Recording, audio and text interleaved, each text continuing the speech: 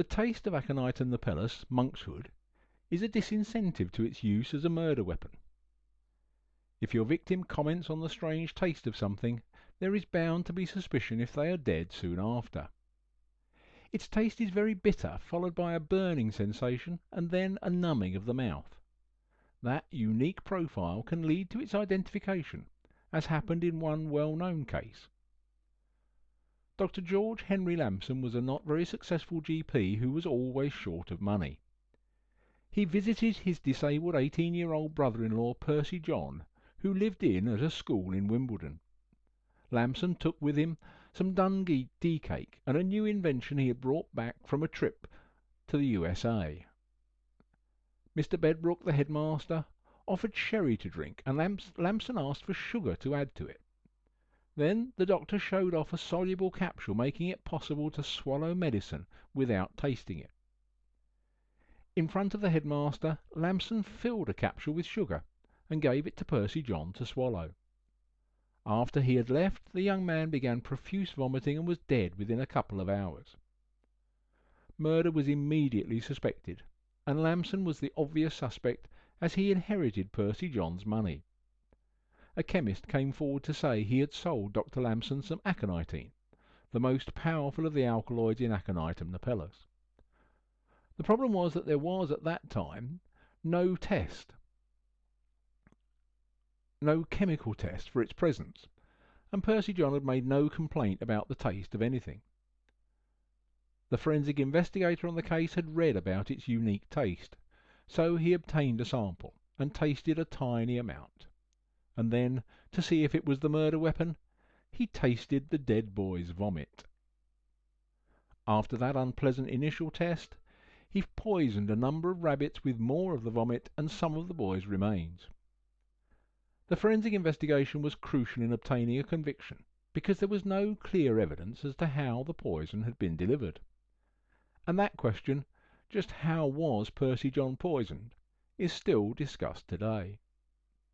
Some say it was in the Dundee cake, but all three men ate the same cake, and suggestions that Lamson had pre-cut the cake and poisoned just the piece he would give Percy John fall down because the trial transcript says that Lamson cut the cake at the table. It has even been suggested that the aconitum was injected into a currant that Percy John might be expected to swallow whole, but that seems very far-fetched. Every bit as far-fetched is the theory that Lamson cut the cake with a knife poisoned on one side only.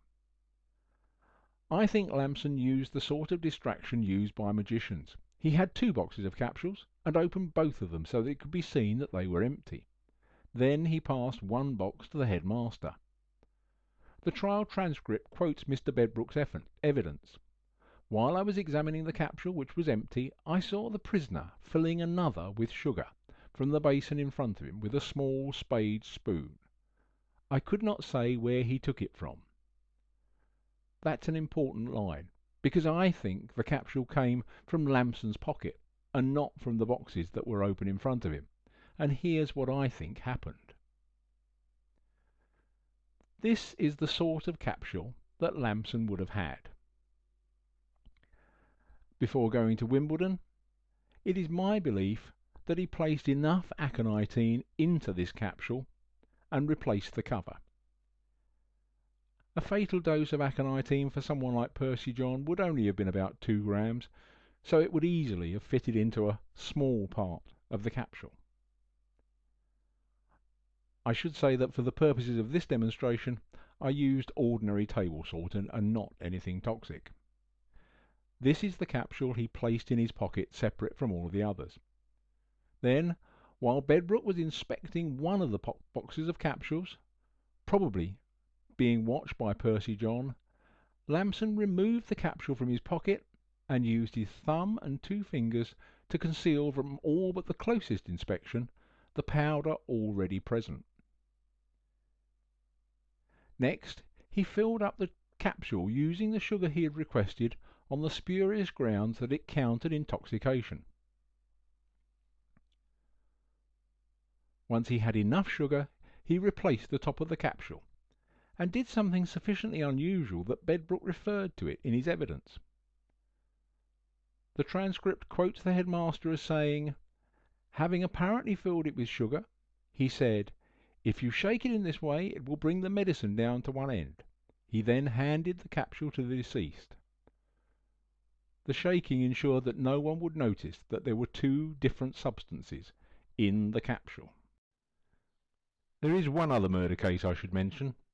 In February 2010, a woman was convicted of the murder of her ex-lover, who died after eating a curry to which she had added the extract of Aconitum ferox, Indian monkshood. He shared the meal with his new girlfriend, who was, apparently, the intended victim, but she survived. Both experienced severe vomiting and the tachycardia expected in aconitum poisoning, but no aconitine was found. Then a herbal remedy was found in the killer's possession. Tests showed that it contained pseudoaconitine, the substance found in Indian monkshood, and this alkaloid was also found in the victims. At this time of year, the monkszoods in my garden are starting to produce buds, meaning that the beautiful flowers will soon appear and be a source of nectar for a great many bees. That often raises the question, does that make honey poisonous? But we'll leave that for another day and another video.